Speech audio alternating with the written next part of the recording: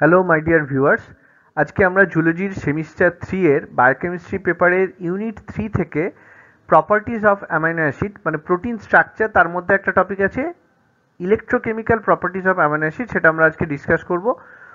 তাহলে প্রথমে জেনে নিই আমরা প্রোটিন কি। Protein is the most abundant biological macromolecule. আমাদের বায়োলজিক্যাল ম্যাক্রোমলিকিউল যেগুলো আছে, 4 রকমের বায়োলজিক্যাল ম্যাক্রোমলিকিউল আছে: প্রোটিন, কার্বোহাইড্রেট, নিউক্লিক অ্যাসিড এবং লিপিড। তার মধ্যে সবচেয়ে অ্যাবান্ডান্ট হচ্ছে বায়োলজিক্যাল ম্যাক্রোমলিকিউল হচ্ছে প্রোটিন, মানে সব থেকে বেশি পরিমাণে পাওয়া যায়। প্রোটিন হচ্ছে actually they are the polymers of 20 amino acids. এরা হচ্ছে 20টা অ্যামাইনো অ্যাসিডের polymer. They are linked by covalent bonds and serve as molecular instruments for genetic expression. তাহলে এরা হচ্ছে 20টা অ্যামাইনো অ্যাসিডের পলিমার এবং এরা কোভ্যালেন্ট বন্ড দিয়ে একে অপরের সঙ্গে যুক্ত হয়ে আছে পরস্পর, এবং এটাকে আমরা একটা মলিকুলার ইনস্ট্রুমেন্ট বলি, যেটা আমাদের জেনেটিক এক্সপ্রেশন বা সেলুলার ফাংশনের জন্য কাজে লাগে। They vary widely in size and type. তাহলে এদের সাইজ বা এদের সাইজ এবং টাইপ ভ্যারি করে from small peptides to massive polymer. ছোটো ছোটো পেপটাইড থেকে ম্যাসিভ পলিমার অব্দি এদের সাইজ ভ্যারি করতে পারে।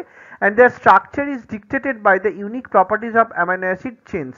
এবং এদের স্ট্রাকচারটা ডিকটেটেড হয় অ্যামাইনো অ্যাসিড চেনের একটা ইউনিক প্রপার্টি দিয়ে।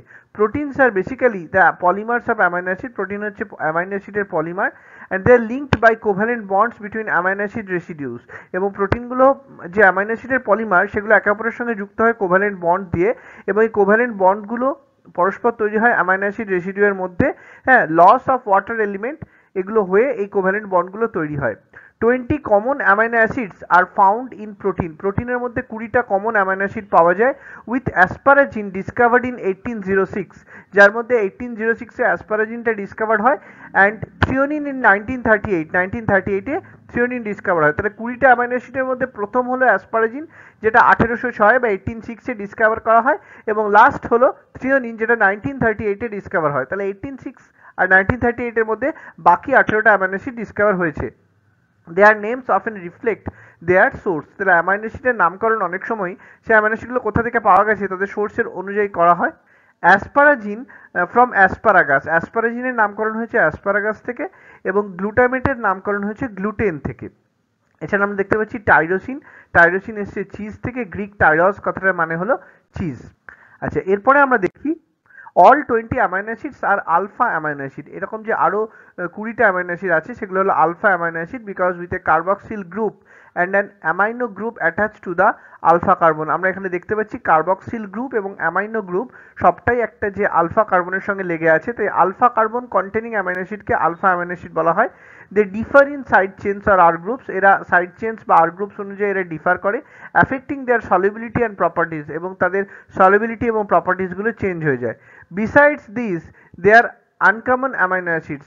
এরা ছাড়া আরও কিছু আনকমন অ্যামাইনো অ্যাসিড আছে, যেমন hydroxyproline, hydroxyl lysine, selenocysteine, either modified after protein synthesis, যেগুলো মডিফাইড হয় প্রোটিন সিনথেসিসের পরে, or naturally occurring but not part of the protein. তাহলে সেই অ্যামাইনো অ্যাসিডগুলো কিন্তু প্রোটিনের পার্ট নয়, সেগুলো প্রোটিন সিনথেসিসের পরে মডিফাইড হয়। আচ্ছা, এবার আমরা দেখছি amino acids are basically carbons.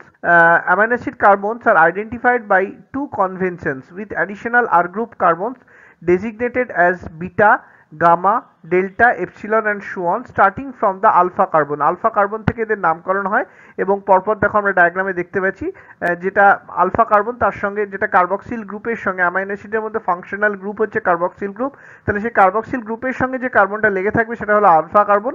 হ্যাঁ, তাহলে কার্বক্সিল গ্রুপের কার্বনটাকে আমরা যদি নাম্বার 1 কোন দিয়ে নাম্বারিং করি, তাহলে আলফা কার্বনটা হবে নাম্বার 2, তারপরে তারপরে কার্বনটা হবে বিটা কার্বন, যেটাকে আমরা 3 দিয়ে নাম্বারিং করব, তারপরে কার্বনটা 4 নম্বর দেবো, সেটা গামা কার্বন, তারপরে কার্বনটা 5 নম্বর দেবো, সেটা ডেল্টা কার্বন, এবং তারপরেরটা 6 নম্বর দেবো, সেটা হলো এপসিলন কার্বন। তাহলে কি বলছি, they are starting from the alpha carbon except for glycine the alpha carbon is attach to 4 groups. হ্যাঁ, গ্লাইসিন ছাড়া আমরা দেখতে পাচ্ছি আলফা কার্বন 4টে আলাদা আলাদা গ্রুপের সঙ্গে বাইন্ড করে। হ্যাঁ, এই আলাদা আলাদা গ্রুপগুলো হচ্ছে একটা কার্বক্সিল গ্রুপ, একটা অ্যামাইনো গ্রুপ, একটা আর গ্রুপ আর একটা হাইড্রোজেন অ্যাটম। হ্যাঁ, কিন্তু গ্লাইসিনের ক্ষেত্রে আমরা দেখতে পাই আর গ্রুপ বলে আলাদা কিছু থাকে না, সেখানে একটা হাইড্রোজেন অ্যাটম থাকে, অর্থাৎ গ্লাইসিনের মধ্যে একটা কার্বক্সিল গ্রুপ, একটা অ্যামাইনো গ্রুপ, আর দুটো থাকে হাইড্রোজেন অ্যাটম। আচ্ছা, এরপর আমরা কি দেখতে পাচ্ছি, the absolute configuration of amino acids and sugar is specified by the DL system. আমরা দেখতে পাচ্ছি যে আলফা কার্বন অ্যাটম, হ্যাঁ, যে আলফা কার্বন অ্যাটমের মধ্যে যে চারটে আলাদা আলাদা স্ট্রাকচার বা রেডিক্যাল বা মূলক লেগে আছে, তার জন্য এটাকে আমরা কাইরাল সেন্টার বলতে পারি, এবং কাইরাল সেন্টার থাকার জন্য এরা অপটিক্যালি অ্যাক্টিভ হয়। এটা একটা টেট্রাহেড্রাল অ্যারেঞ্জমেন্ট দেখা যায়, এবং এই টেট্রাহেড্রাল অ্যারেঞ্জমেন্টের জন্য এটা থেকে দুটো স্টিরিওআইসোমার তৈরি হতে পারে, যেগুলোকে আমরা একে অপরের এনানসিওমার বলবো। তাহলে absolute configuration of amino acid and sugar, তাহলে আমরা অ্যামাইনো অ্যাসিড বা সুগারের যে অ্যাবসলিউট কনফিগারেশন দেখতে পাচ্ছি সেটা স্পেসিফাইড হতে পারে ডিএল সিস্টেম দিয়ে, based on glyceraldehyde as introduced by Emil Fischer in 1891। হ্যাঁ, তাহলে ডিএল সিস্টেম এটাকে স্পেসিফাই করে, এবং এটা গ্লিসারেলডিহাইডের উপর বেস করে তৈরি হয়। গ্লিসারেলডিহাইডের ক্ষেত্রে দেখো আমরা দেখতে পাচ্ছি যেখানে ওএইচ গ্রুপটা, নিচে দেখো ডায়াগ্রামটাতে, ওএইচ গ্রুপটা যদি লেফট সাইডে থাকে তখন তাকে আমরা এল গ্লিসারেলডিহাইড বলবো, আবার ওএইচ গ্রুপ যদি রাইট সাইডে থাকে তখন তাকে ডি গ্লিসারেলডিহাইড বলবো। সিমিলারলি অ্যামাইনো অ্যাসিডের ক্ষেত্রে অ্যামাইনো গ্রুপটা যদি লেফট সাইডে থাকে তখন তাকে আমরা এল অ্যামাইনো অ্যাসিড বলবো, আর অ্যামাইনো গ্রুপটা যদি রাইট সাইডে থাকে তখন তাকে আমরা ডি অ্যামাইনো অ্যাসিড বলবো। তাহলে এই সিস্টেমটা প্রথম প্রপোজ করেছিলেন এমিল ফিশার। তাহলে the L and D designations reflect the arrangement of groups around the chiral carbon. Chiral কার্বনের চারিদিকে এল এবং তোমার যে গ্রুপগুলো আছে তাদের অ্যারেঞ্জমেন্টের উপর বেস করে ডি আর এল ডেজিগনেশন দেওয়া হয়। হ্যাঁ, এটা কিন্তু এদের অপটিক্যাল প্রপার্টি নয়। প্রোটিনস এক্সক্লুসিভলি কন্টেন এল অ্যামাইনো অ্যাসিড, সাধারণত প্রোটিনের মধ্যে এল অ্যামাইনো অ্যাসিডই থাকে। হ্যাঁ, ওয়াইল ডি অ্যামাইনো অ্যাসিডস আর রেয়ার, ডি অ্যামাইনো অ্যাসিডগুলো খুবই rare, found in some bacterial peptides and antibiotic. কিছু ব্যাকটেরিয়াল পেপটাইড বা অ্যান্টিবায়োটিকের মধ্যে এই তোমার ডি অ্যামাইনো অ্যাসিডগুলো পাওয়া যায়। নর্মালি প্রোটিনের মধ্যে এল অ্যামাইনো অ্যাসিড থাকে। আচ্ছা, তাহলে আমরা এবার অ্যামাইনো অ্যাসিডের ক্লাসিফিকেশন আমরা কিভাবে করতে পারি? ক্লাসিফিকেশন বেসিক্যালি চারভাবে করা যেতে পারে, based on structure and chemical nature. সেই অনুযায়ী অ্যামাইনো অ্যাসিড 7 রকম হতে পারে। অ্যালিফেটিক সাইড চেন হতে পারে, side chain with OH group or hydroxyl group, side chain with sulfur atom, side chain with acidic group, side chain with basic group, aromatic amino acids এবং ইমিনো acid. Based on polarity কি হতে পারে? Hydrophilic বা পোলার compound, আর hydrophobic বা নন পোলার compound. এবং based on metabolic ফেট এটা হতে পারে গ্লুকোজেনিক, কিটোজেনিক এবং বোথ। নিউট্রিশনাল ক্লাসিফিকেশন কি হতে পারে? এরা এসেনশিয়াল হতে পারে, নন এসেনশিয়াল হতে পারে বা সেমি এসেনশিয়াল হতে পারে। এবার আমরা কি বলছি? Classification based on structure and chemical nature. Amino acids with aliphatic side chain, হ্যাঁ, এটাকে আমরা যে 1 নম্বর গ্রুপ যেটা, সেটাকে আমরা বলতে পারি যে অ্যালিফেটিক সাইড চেনের মধ্যে কি কি হতে পারে? গ্যাভলি, GAVLI, এটা মনে রাখার জন্য নিমোনিকটা বললাম তোমাদের। তাহলে glycine, alanine, valine, leucine, isoleucine, এরা হচ্ছে প্রত্যেকের অ্যালিফেটিক সাইড চেন আছে। তোমার গ্লাইসিনের ক্ষেত্রে আমরা জানি দুটো এইচ আছে, সাইড চেন হিসেবে একটা এইচ থাকছে আর একটা নর্মাল হাইড্রোজেন অ্যাটম রয়েছে। এছাড়া অ্যালানিন, ভ্যালিন, লিউসিন, আইসোলিউসিনের ক্ষেত্রে আমরা দেখতে পাচ্ছি এগুলো রয়েছে। আচ্ছা, ব্রাঞ্চ চেন অ্যামাইনো অ্যাসিড এগুলো। এরপর আমরা নেক্সট গ্রুপে আমরা দেখতে পাচ্ছি side chain with hydroxyl group. Hydroxyl group side চেনে আছে 3টে অ্যামাইনো অ্যাসিডের ক্ষেত্রে, সেরিন, থ্রিওনিন এবং টাইরোসিন। এর মধ্যে সেরিন আর থ্রিওনিনের মধ্যে অ্যালিফেটিক সাইড চেন দেখা যায়, এবং টাইরোসিনের ক্ষেত্রে অ্যারোমেটিক সাইড চেন দেখা যায়, এবং 3টে ক্ষেত্রে আমরা ওএইচ গ্রুপ দেখতে পাচ্ছি আর গ্রুপের মধ্যে। থার্ড হচ্ছে side chain with sulphur atom. Sulphur containing amino acid হচ্ছে দুটো, সিস্টিন এবং মিথিওনিন। হ্যাঁ, সিস্টিনের মধ্যে আমরা একটা সালফাইডিল গ্রুপ দেখতে পাচ্ছি, এবং মিথিওনিনের মধ্যে একটা সালফার অ্যাটম থাকছে, থায়ো বন্ড ফর্মেশন করছে, এবং এটাকে মার্ক্যাপ্টো গ্রুপ বা সালফাইডিল গ্রুপ আমরা সিস্টিনের মধ্যে দেখতে পাবো। আর দুটো সিস্টিন যখন পরপর একসঙ্গে লেগে যায় তখন সিস্টাইন বলবো। এখানে একটা disulphide bond, a kind of covalent bond তৈরি হয়েছে দুটো সিস্টিনের মধ্যে, যেটা সিস্টাইন তৈরি করেছে। 4 নম্বর হচ্ছে side chain with acidic groups or their amide বা অ্যাসিডিক অ্যামাইনো অ্যাসিডস আমরা বলতে পারি। এটা আমরা দেখতে পাচ্ছি 4 রকমের হতে পারে, aspartic acid, asparagine, glutamic acid এবং গ্লুটামিন। এর মধ্যে অ্যাসপার্টিক অ্যাসিড আর গ্লুটামিক অ্যাসিড হচ্ছে dicarboxylic mono amino acid. Mono amino মানে একটা মাত্র অ্যামাইনো গ্রুপ আছে, NH3+ একটা করে আছে, তাই মোনো অ্যামাইনো অ্যাসিড বলছে। কিন্তু কার্বক্সিলিক অ্যাসিড কেন বলা হচ্ছে? কারণ ইটসেলফ একটা কার্বক্সিলিক গ্রুপ আছে, এবং এদের আর গ্রুপের মধ্যে আরেকটা এক্সট্রা কার্বক্সিলিক গ্রুপ আছে। সে দুটো কার্বক্সিলিক গ্রুপ আছে অ্যাসপার্টিক অ্যাসিড এবং গ্লুটামিক অ্যাসিডের মধ্যে, সেই জন্য এগুলোকে ডাইকার্বক্সিলিক মোনো অ্যামাইনো অ্যাসিড বলা হয়। এছাড়া রয়েছে অ্যাসপারাজিন এবং গ্লুটামিন। অ্যাসপারাজিন হচ্ছে অ্যাসপার্টিক অ্যাসিডের একটা মডিফিকেশন বা অ্যাসপার্টিক অ্যাসিডের অ্যামাইড বলতে পারি, আর গ্লুটামিক অ্যাসিডের অ্যামাইড হচ্ছে গ্লুটামিন। দুটোর মধ্যে আমরা NH2 গ্রুপ দেখতে পাই অ্যাসপারাজিন এবং গ্লুটামিনের মধ্যে। এবার আমরা আসছি side chain with basic group. তাহলে ডাইবেসিক মোনোকার্বক্সিলিক অ্যাসিড, এটা হতে পারে আর্জিনিন, লাইসিন এবং হিস্টিডিন। তাহলে আর্জিনিন এবং লাইসিনের ক্ষেত্রে আমরা NH2 গ্রুপ দেখতে পাচ্ছি। হিস্টিডিনের ক্ষেত্রে তো আর গ্রুপের মধ্যে একটা NH গ্রুপ আছে বা ইমিডাজোল গ্রুপ আছে।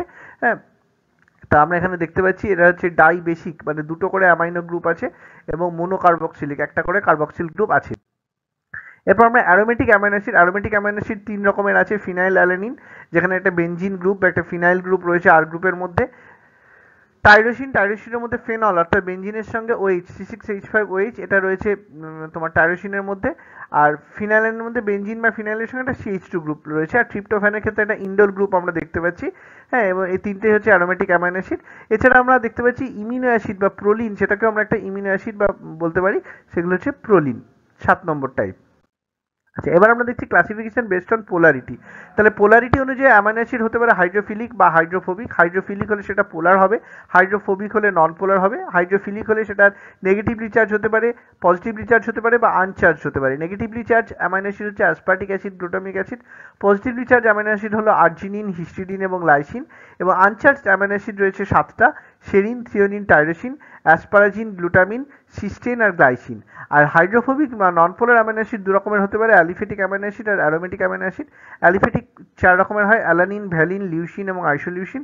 অ্যারোমেটিক হয় ফিনাইলঅ্যালানিন আর ট্রিপ্টোফ্যান। এছাড়া প্রোলিন এবং মিথিওনিন রয়েছে।